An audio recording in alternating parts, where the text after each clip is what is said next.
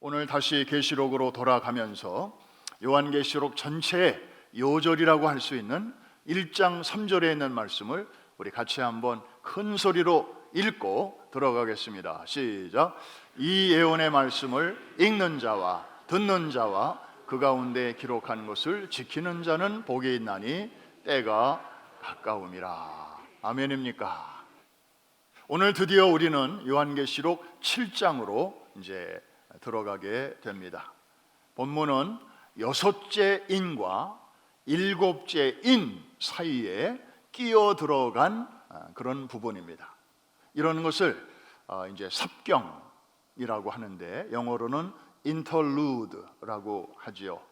이것은 음악으로 말하면 이제 간주곡에 해당되는 것이고, 드라마로 말하면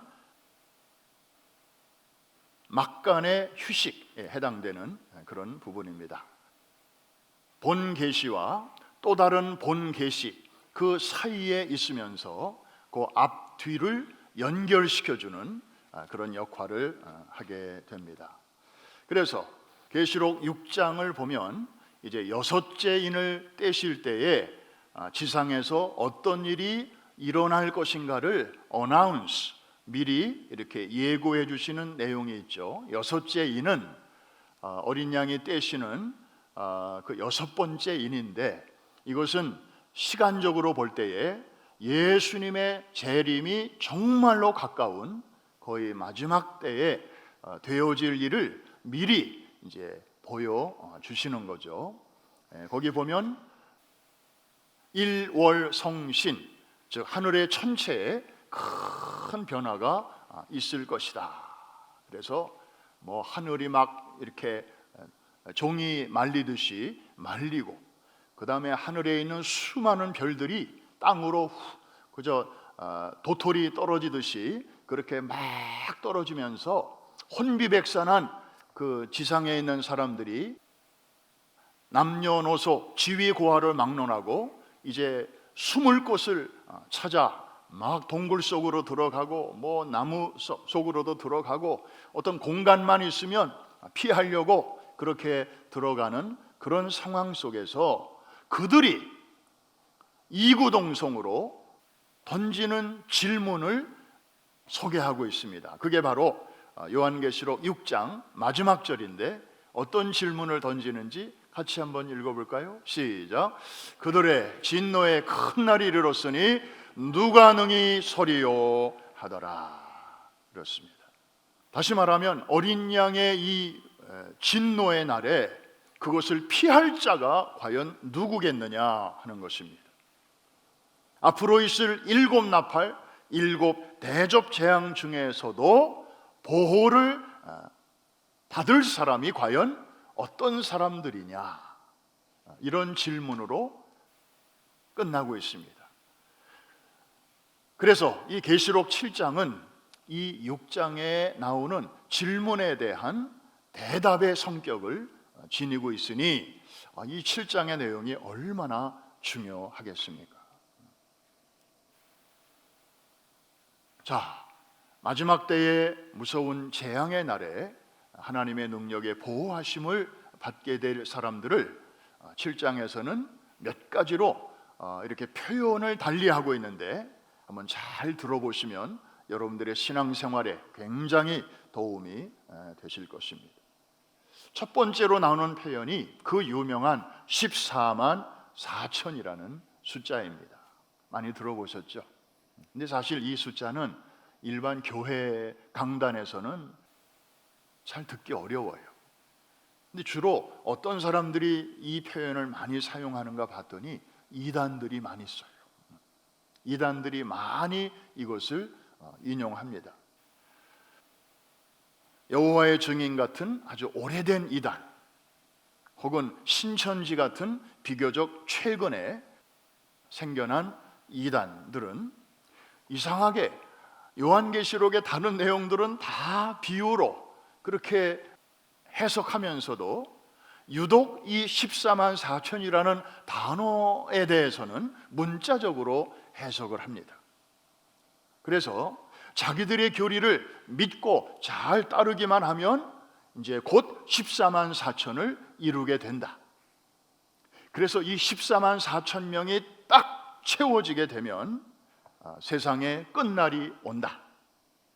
그래서 자기들은 구원받고 그렇지 않은 일반 기성교회들과 또 믿지 않는 자들은 다 심판을 받고 지옥불에 떨어진다.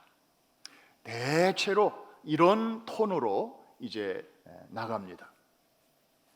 그런데 여러분, 성경은, 특별히 요한계시록은 성경은 성경으로 풀어야 그 본래의 의미가 제대로 드러나게 되는 줄로 믿으시기를 바랍니다. 교주가 어느 부분을 자기 마음대로 해석할 수 있습니다. 사람들에게 아주 솔깃하게 들릴 수 있습니다. 그런데 그 해석이 같은 성경 안에 있는 다른 성경의 그 지지를 받지 못하고 그것과 모순이 되거나 배치가 되면 그 해석은 올바른 해석이 아니죠. 그래서 진짜 건강한 해석은 성경에 있는 다른 본문들의 그 지지를 얼마든지 받을 수 있어야 하는 거죠. 자, 그러면 이 14만 4천 명은 도대체 그 의미가 뭔가 하는 것입니다. 12 곱하기 12 곱하기 1000 하면 14만 4천이 됩니다. 그래서 모든 사람들이 공감하는 것은 뭐냐 하면 앞에 나오는 12는 구약의 12지파, 그죠? 구약에서 구원받는 사람들의 그 숫자고, 뒤에 나오는 12은 신약의 12제자 혹은 12사도로 대표되는 신약의 교회와 성도들을 가리킨다. 여기까지는 대부분이 다 이제 해석의 일치를 보고 있습니다. 그런데 뒤에 나오는 천의 의미가 무엇이냐 하는 것입니다. 천은 10의 3승 10 위에 조그만 숫자로 3이라고 쓰는 거 있죠. 저도 하도 학교에서 산수 공부를 그만둔 지 하도 오래돼 가지고 10에 조그만 글자로 2가 붙으면 자승이라고 했고요. 그 다음에 3자가 붙으면 삼승이라고 해서 10의 3승 하면 천이 되고요. 그죠? 그런데 우리가 한 가지 알아야 될 것은 이 모든 성경이 그렇듯이 요한계시록 역시 그 유대 그리고 헬라 문화권 속에서 기록이 된 영원한 하나님의 말씀이라는 것을 우리가 좀 먼저 알아야 됩니다. 특별히 유대인들 사이에서 10이라고 하는 숫자의 의미는 특별합니다. 그죠? 9보다 하나 많고 11보다 하나 적은 그런 산술적인 개념이 아닙니다. 거의 무한대에 가까운 아주 어마어마한 숫자를 의미할 때 이 10이라는 숫자를 씁니다. 예를 하나 복음서에서 찾아보면 어느 날 베드로가 예수님에게 다가와서 묻습니다. 예수님, 율법에 보면 형제가 나한테 죄를 범하거나 실수를 했을 때 3번까지는 용서하라고 했는데 예수님을 따르는 우리 제자들은 몇 번 정도 용서하면 될까요? 그러면서 자기가 묻고 자기가 또 모범 답안을 하나 제시합니다. 한 7번까지 하면 될까요? 그 의도는 예수님께 칭찬받고 싶어서 3번까지만 해도 되는데 7번까지 하면 될까요? 이렇게 묻습니다. 그때 예수님의 대답이 베드로를 놀라게 합니다. 예수님의 대답이 뭐였죠? 7번뿐만이 아니라 7번을 70번까지라도 할지니라. 그러니까 베드로가 제시한 그 아주 넉넉한 그 숫자에 열을 곱하십니다. 그러면서 7번만이 아니라 70번까지라도 용서해 주거라. 그때 베드로는 캐치했습니다. 그게 무슨 뜻인지. 우리는 잘 모르잖아요. 우리는 7 곱하기 70이면 490번? 490번까지 하면 그 다음에 용서 안 해도 된다는 뜻인가? 뭐 이렇게 생각할 수 있지만 베드로는 그런 의미로 그게 받아들여지는 게 아니었어요. 이거는 끝까지 용서하라는 거예요. 끝까지. 참 용서가 안 되지만 괘씸하지만 그래서 끝까지 숫자 생각하지 말고 계산하지 말고 주판 튕기지 말고, 다른 말로 말하면 마치 아무 일도 없었던 것처럼, 아무 일도 저 사람과 나 사이에 일어나지 않은 것처럼 용서하라. 그게 이 숫자 열에 담겨진 의미였어요. 그런데 요한계시록으로 다시 돌아오면 구약에 구원받은 무리들, 그리고 신약에 구원받은 무리들, 그래서 12 곱하기 12, 거기에다가 곱하기 10인데 10의 3승을 하라는, 그러니 이거는 무한대의 무한대를 의미하는 거거든요. 그래서 바로 그 다음 절에 보면 성경이 성경을 풀어주고 있습니다.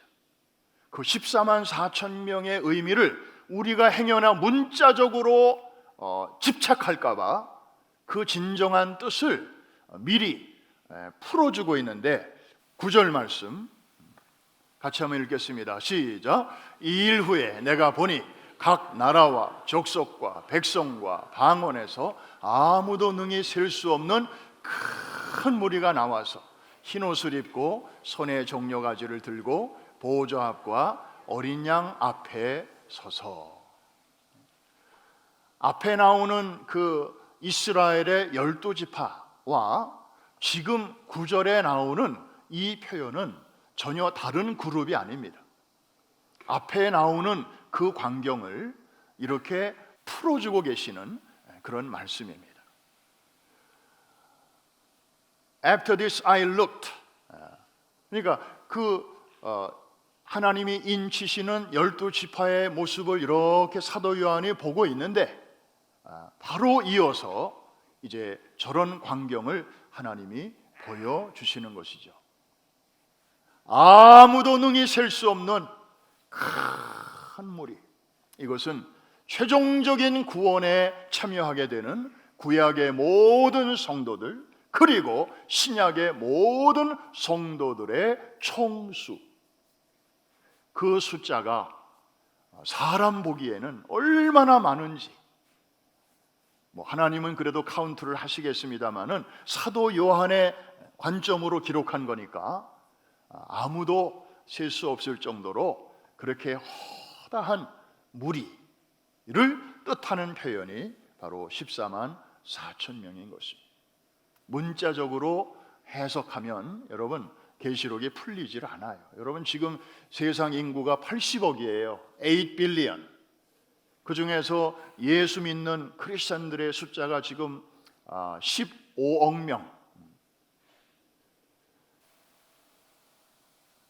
대한민국에 여러분들이 알고 있는 교회와 크리스천들의 숫자만 해도 몇 명이에요?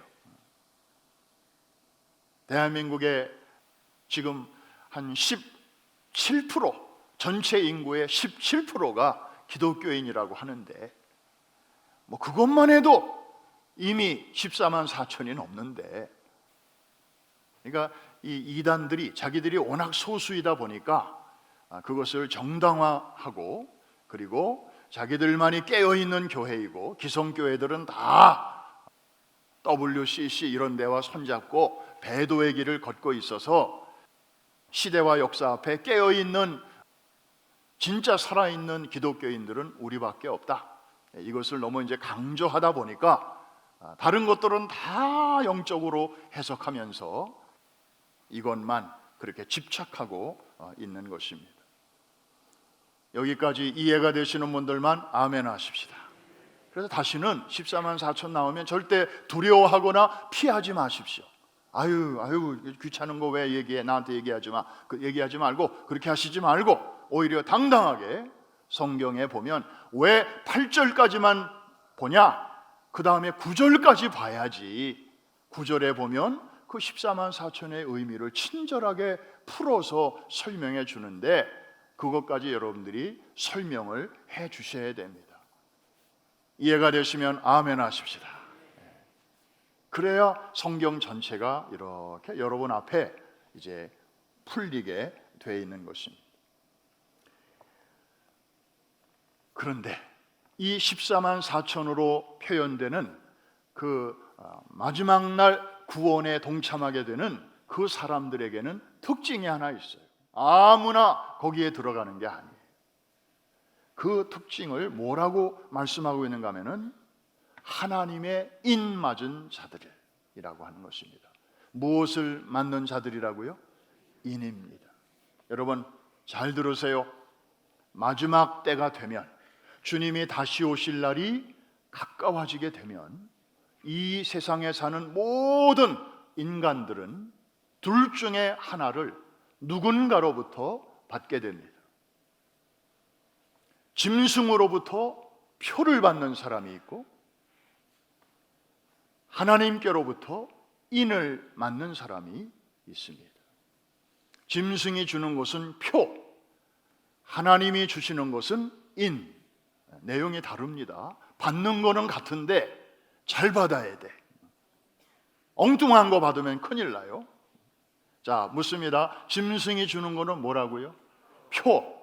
영어 표현이 달라요. 이거는 mark, M-A-R-K, mark. 근데 하나님이 당신의 자녀들, 택한 백성들, 성도들에게 주시는 게 있어요. 그게 뭐라고요? 인이에요. 이거는 영어로 seal, S-E-A-L이에요. 표를 받을 것이냐, 인을 받을 것이냐, 둘 중에 하나는 받아야 되는데 뭘 받느냐에 따라서 금생에서의 삶과 영혼을 어디서 보낼 것인가가 결정됩니다. 잘 받아야 돼요. 그런데 이 둘 중에 어느 하나를 나는 다 싫어, 나는 안 받을래, 그럴 수 있는 사람도 한 사람도 없습니다. 예외 없이 누구나 둘 중에 하나를 받아야 합니다. 자, 하나님께서 마지막 때에 구원하실 모든 당신의 백성들에게는 인을 치시는데요, 그 인이라고 하는 것은 목적이 있습니다. 가장 중요한 목적이 뭐냐면은 너는 내 거야, You belong to me, 그 소속을 나타낼 때 인을 칩니다. 여러분 옛날에 서부 영화 많이 보셨죠? 거기 오케이 목장의 결투 뭐 이런 거 보면 우리 목장과 저쪽 목장의 말들이 대평원에서 함께 섞여가지고 막 풀을 뜯지 않습니까? 그러다가 저녁이 되면 이제 각자 자기 집으로 다 가는데 뭐 말들이 그 자기들끼리는 뭐 소속을 잘 모르잖아요. 근데 주인은 구별할 줄 압니다. 뭘 보고 구별하죠? 그 말의 신체 어딘가에 이렇게 자기만이 알 수 있는 표시를 거기다가 하는 것입니다. 그런데 아무도 그것을 바꾸지 못하도록 제일 확실하게 하는 것은 불로 이렇게 거기다가 지지는 것입니다. 그래서 오케이 목장 그러면 오케이라고 거기다 이렇게 써놓으면 아무리 말들이 섞여 있다가도 이제 다 제자리로 돌아가게 되죠. 뭐 분쟁이 없습니다. 그 소속을 분명하게 하기 위해서 이렇게 인을 치는 것입니다. 마찬가지로 마지막 때가 되면 하나님께서도 당신의 자녀들에게 인을 치시는데 말은 이렇게 신체에다가 새기지만 하나님께서는 우리의 마음에다가 인을 치십니다. 자, 도대체 누가 무슨 목적으로 왜 이렇게 인을 치시는지 성경은 성경으로 풀어야 확실하니까 에베소서 1장 13절 말씀 우리 한번 같이 큰 소리로 읽어보겠습니다. 시작. 그 안에서 너희도 진리의 말씀 곧 너희의 구원의 복음을 듣고 그 안에서 또한 믿어 약속의 성령으로 인치심을 받았으니. 저기도 seal이라는 단어가 나오네요. seal. 하나님께서 이제 인을 치시는데 그 주도권을 갖고 계신 분이 누구신가 하면은 바로 성령님이셔요. 그래서 불도장을 각 사람의 심령 속에 이렇게 찍으시는 거예요. You belong to me. 내가 너를 절대로 빼앗기지 않을 거야. 내가 너를 끝까지 책임질 거야. 이런 아주 은혜로운 의미가 담겨 있는 것입니다. 그래서 예수 그리스도를 정말 진지하게 나의 구원자로, 구세주로 믿고 영접하는 그 심령 속에 성령께서 들어오셔서 하나님의 자녀임을 보증하는 도장을 찍어 주십니다. 이 도장에 찍힘을 받은 자들이, 이런 자들만이 정말 여섯째 인이 떼어지고 그 다음에 이제 일곱 나팔, 그 다음에 일곱 대접 재앙이라는 실제적인 재앙이 성경대로 이 지상에 막 쏟아지고 일어나게 될 때에 하나님의 능력의 보호하심을 받게 되는 줄로 믿습니다. 물론 개 중에는 믿음을 지키다가 순교자도 나올 수 있을 것입니다. 그리고 하나님의 섭리 가운데 고난을 받는 이들도 있을 것입니다. 성경이 말씀하고 있으니까요. 그러나 전체적으로 우리 6장 마지막 절에 이 하나님의 진노의 날에 누가 능히 설 것인가, 이런 질문이 있잖아요. 그 재앙의 날에도 분명히 하나님의 보호를 받는 그러한 성도들이 많이 있을 것을 우리에게 암시하고 있지 않습니까? 여러분, 우리 프라미스 성도들은 제가 이런 질문을 하도 많이 해서 아마 새로운 질문이 아니실 텐데, 그래도 또 오늘 처음 오신 분도 있고 또 아직 못 들으신 분도 있으니까, 여러분 요새도 캘리포니아에 산불이 자주 나지요. 강풍을 타고 산불이 여러분들이 있는 곳으로 막 지금 다가오고 있습니다. 여러분들이 지금 그 산 속에 있어요.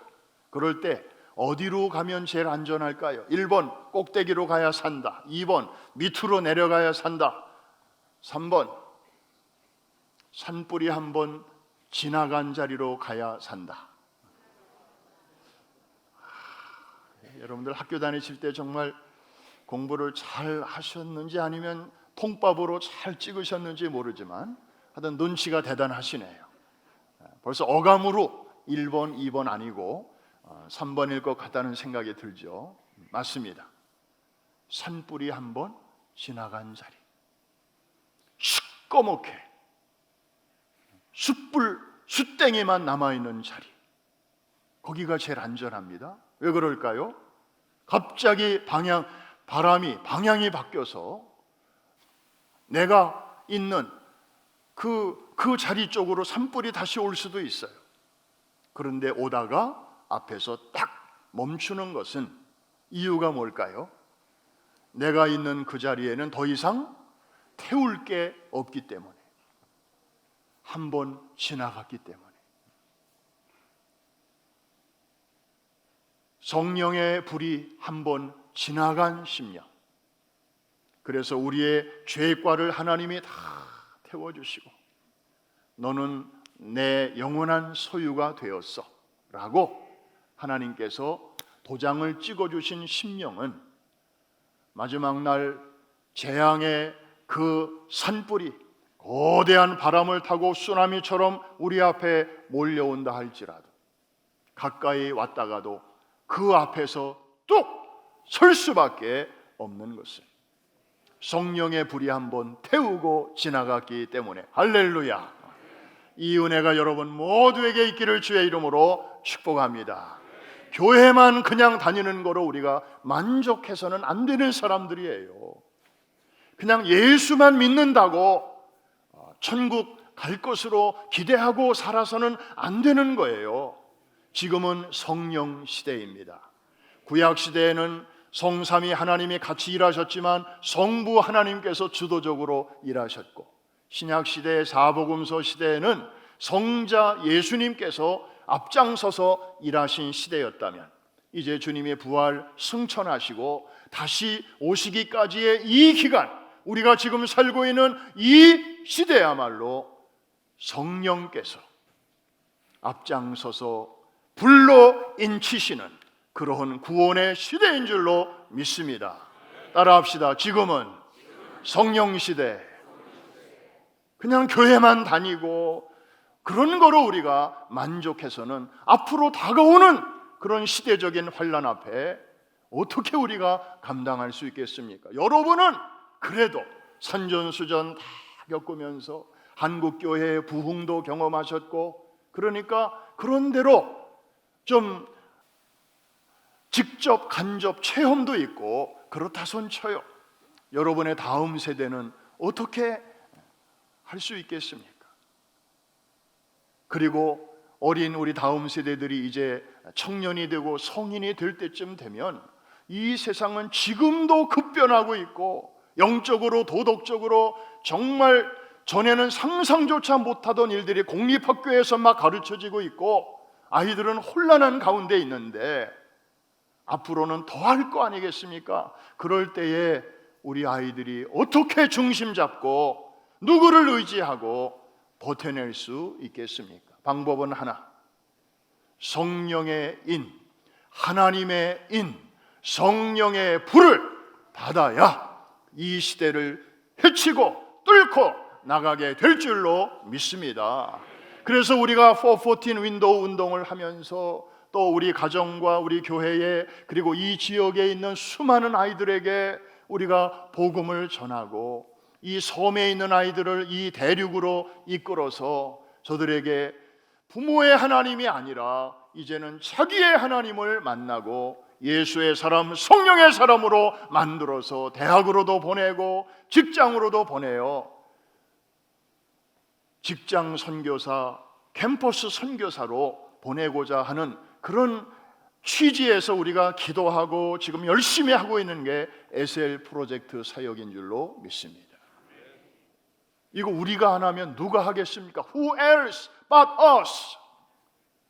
우리가 살아있을 때, 우리가 아직 일할 수 있을 때, 저들을 위하여 섬길 수 있을 때 그 일까지 잘 하고 오라고, 지난 3년 동안의 팬데믹, 지구적인 재난 속에서도 우리를 데려가지 아니하시고 이날까지 살려두시는 줄로 믿습니다. 마지막으로 한 가지만 생각하고 말씀을 마치겠습니다. 오늘 계시록 7장을 보면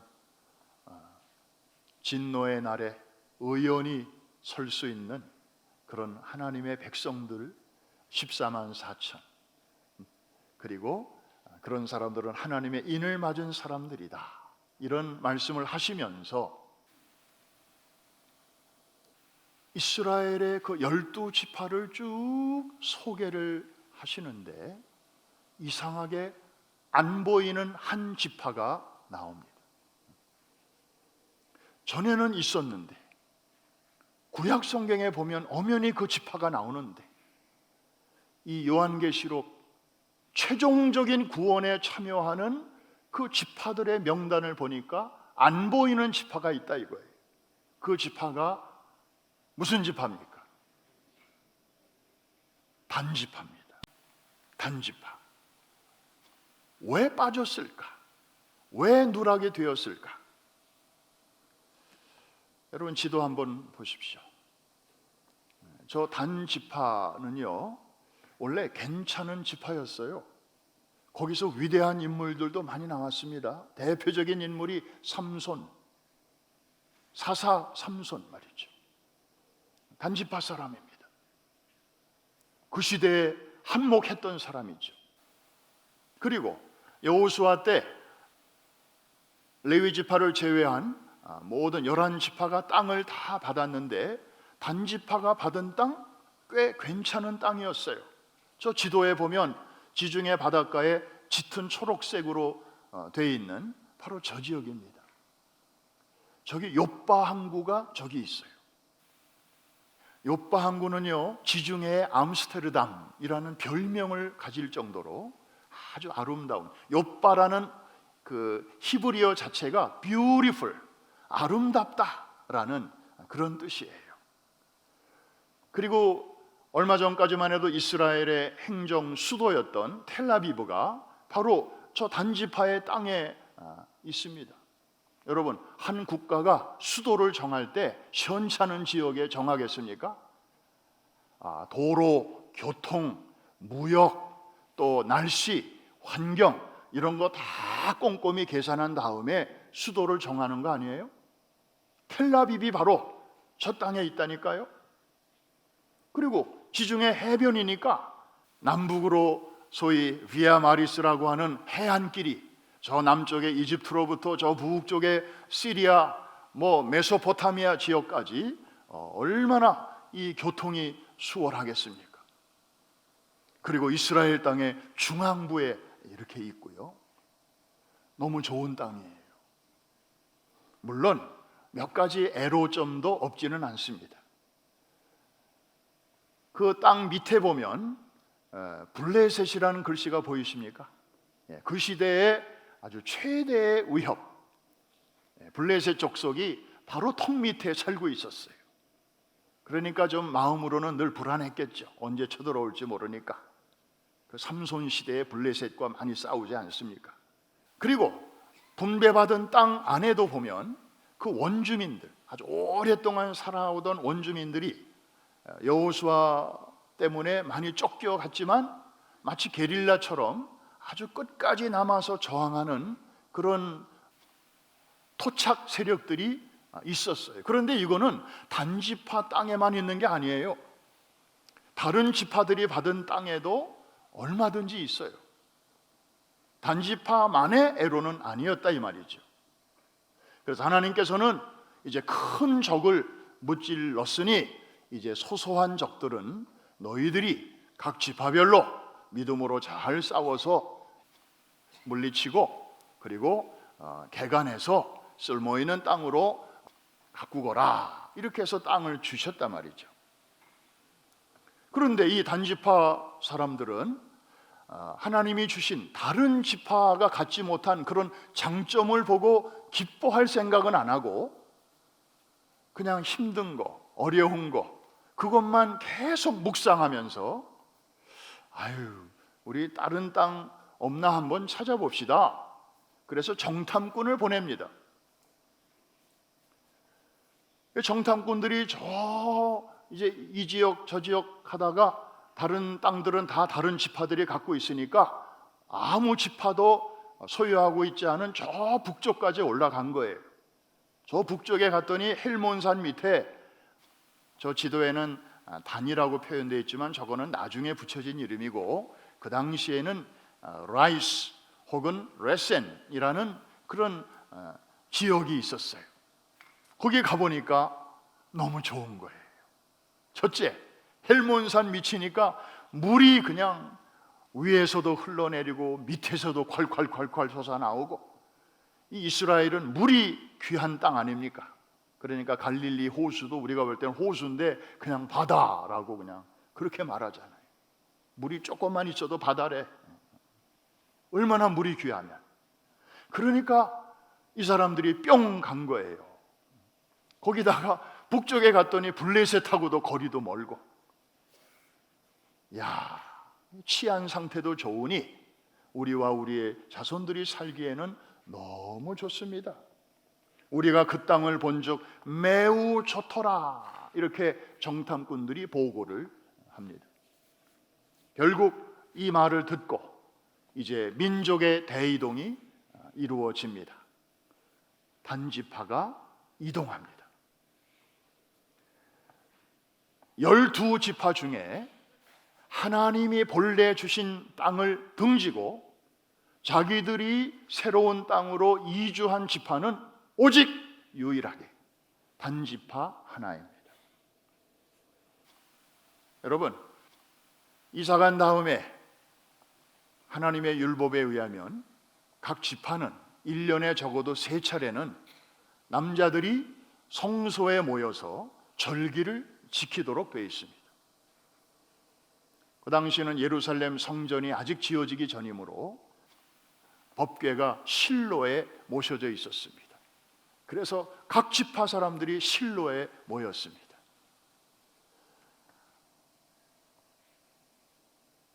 저 북쪽으로 이사간 단지파도 처음에는 1년에 3번 잘 내려왔습니다. 그런데 시간이 흐르면서 너무 멀어. 성소가 너무 멀다는 것입니다. 여러분, 요즘도 그런 분들이 있죠? 저쪽 롱아일랜드 어디로 이사 가셨어요. 근데 잘 안 보여. 그래서 왜 요즘 이렇게 보기가 어려워요? 그러니까 교회가 멀어서요. 교회는 늘 이 자리에 있었고 자기가 글로 이사를 가놓고는 교회가 멀다고 그래.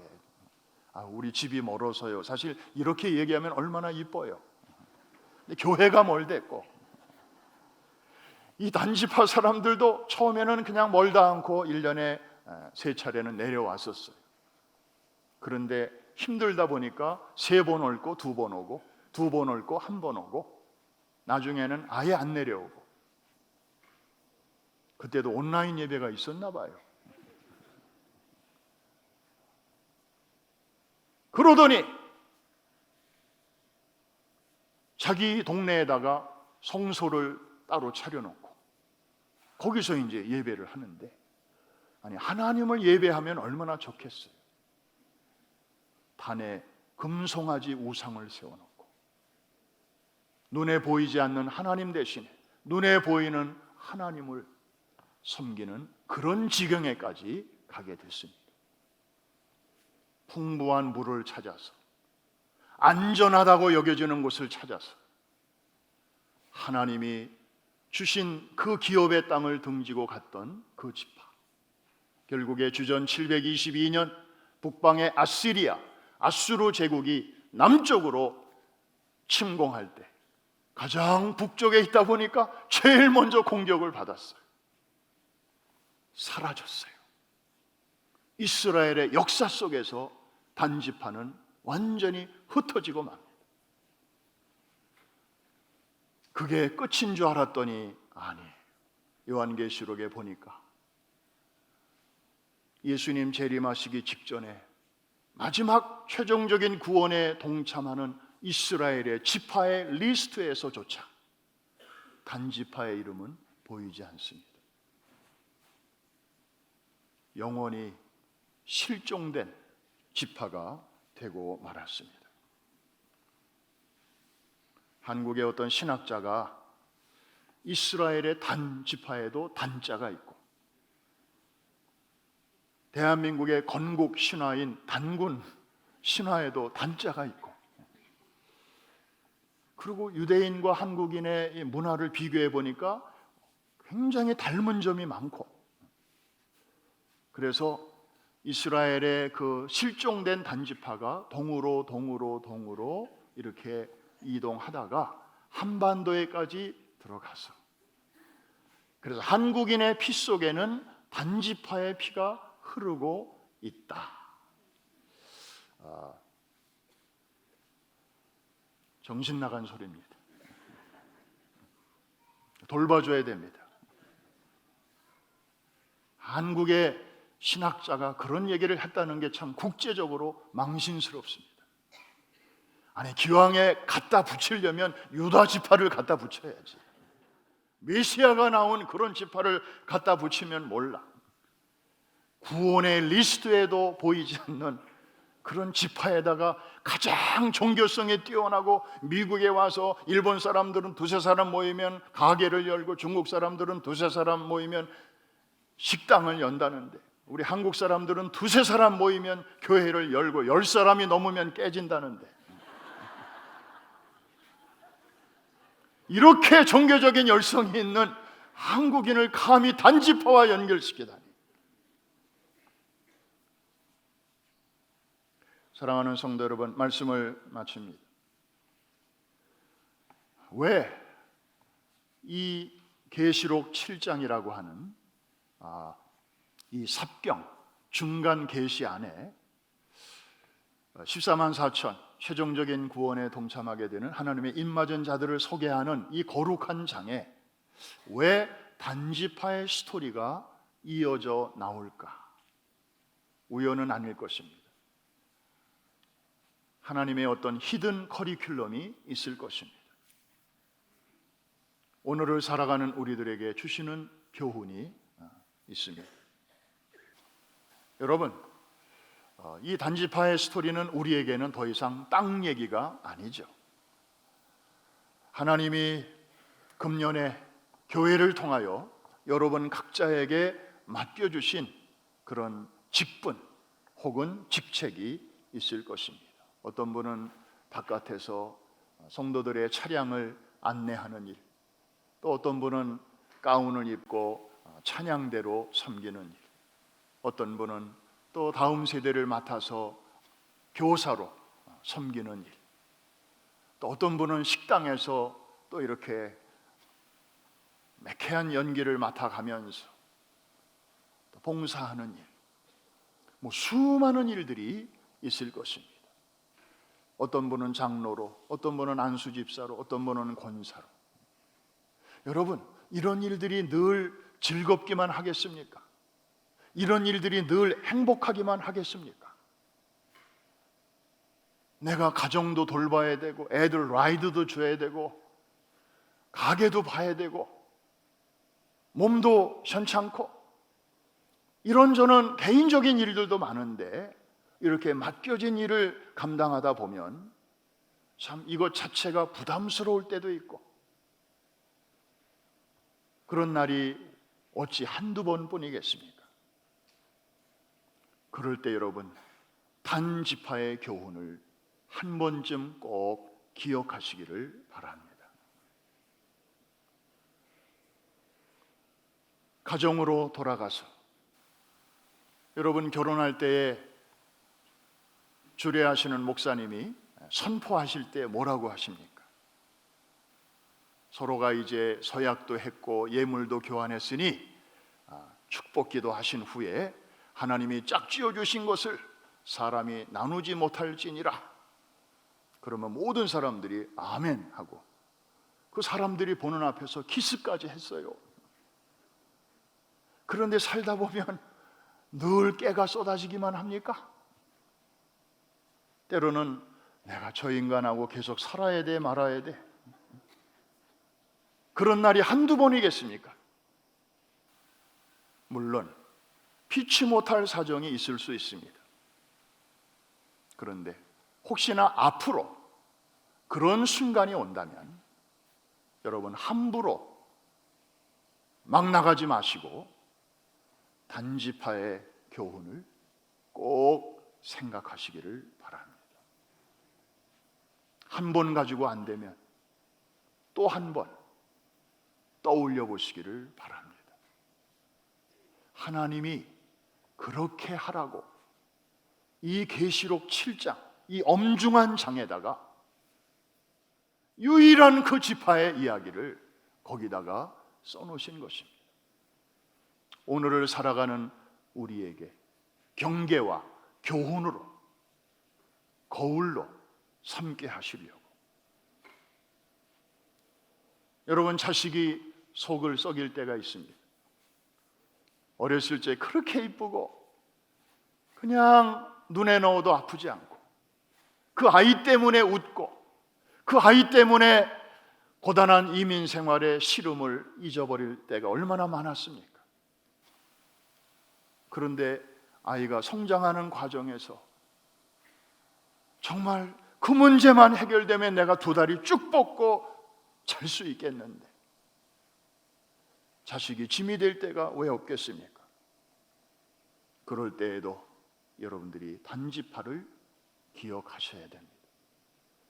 하나님이 그 아이를 다른 집에 맡길 수도 있었지만 아니야, 그 가정은 아니야, 너희 가정에 맡겨야 내가 안심이 돼. 그래서 우리 가정에 맡겨주셨을 텐데 그 아이가 말을 안 듣는다고, 그 아이가 속을 썩인다고 나 이 아이 안 키울래요. 단지파를 기억하십시오. 곧 우리 주님 앞에 설 때 옵니다. 요한계시록 7장이 그 마지막 날에 우리가 보좌 앞에 서서 각 나라와 민족과 백성과 방언 중에 아무라도 셀 수 없는 큰 무리가 큰 환란에서 나오면서 흰옷을 입고 오른손에 승리의 종려가지를 들고 구원하심이 보좌에 앉으신 하는 그 웅장한 찬송을 부를 날이 곧 올 텐데 조금만 더 참거라. 조금만 더 버텨라. 오늘 결론은 그래서 마태복음 24장 13절로 하겠습니다. 짧은 한 줄인데 저 말씀은 마태복음 24장은 감람산의 대화, 종말에 되어질 일들을 쭉 말씀하신 후에 결론입니다. 다 같이 읽습니다. 시작. 그러나 끝까지 견디는 자는 구원을 얻으리라. 한 번 더. 그러나 끝까지 견디는 자는 구원을 얻으리라. 이 말씀의 주인공들이 되시기를 주의 이름으로 축원합니다.